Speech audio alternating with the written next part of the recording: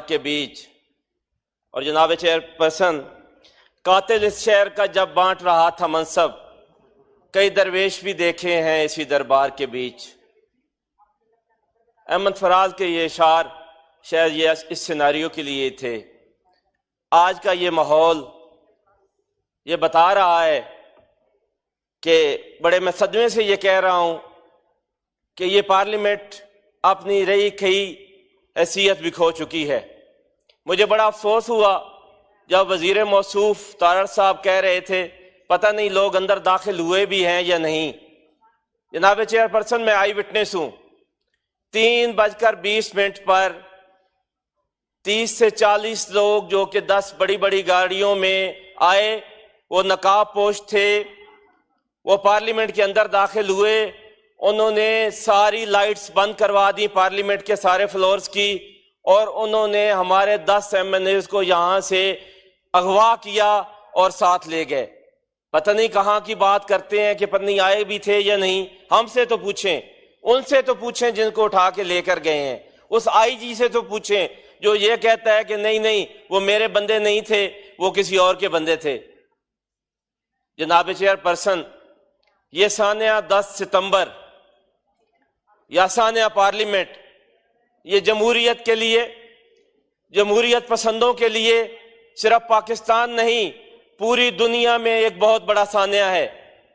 اس سے بڑی اور بے توقیری اس پارلیمنٹ کی، اس پارلیمنٹ کے ممبران کی اور جناب سپیکر اس چیئر کی اور کیا ہوگی کہ بغیر بتائے، بغیر پوچھے لوگ اندر داخل ہوں اور معزز پارلیمنٹیرینز کو وہاں پر اٹھا کر لے جائیں۔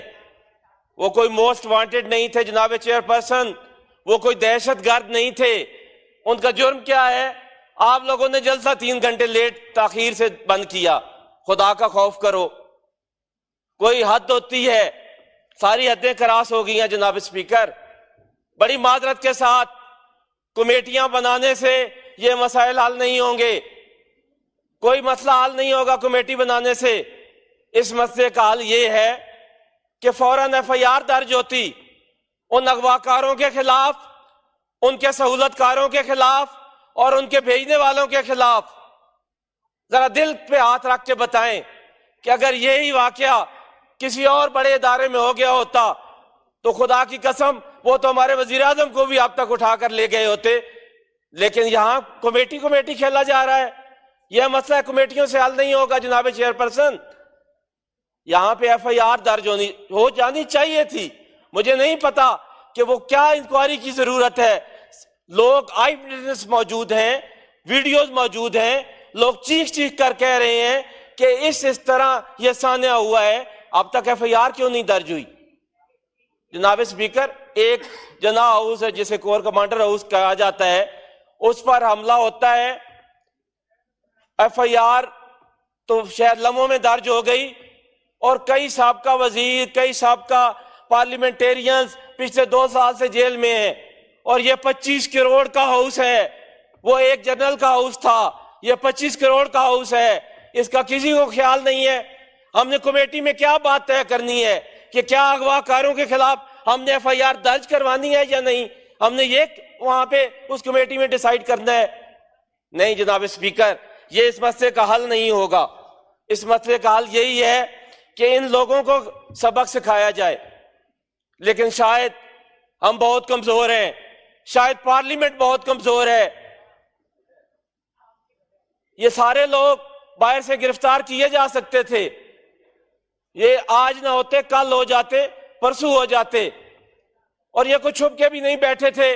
پارٹی کی پالیسی تھی کہ اتنے لوگ کم از کم ہر حال میں یہاں پر موجود رہیں تاکہ نیکسٹ ڈے کا جو پارلیمنٹ کا اجلاس ہے وہ اپنی اپوزیشن کی طرف سے آپ لوگوں نے اٹینڈ کرنا ہے، تو ہم لوگ بیٹھے ہوئے بھی شاید اس کے لیے تھے۔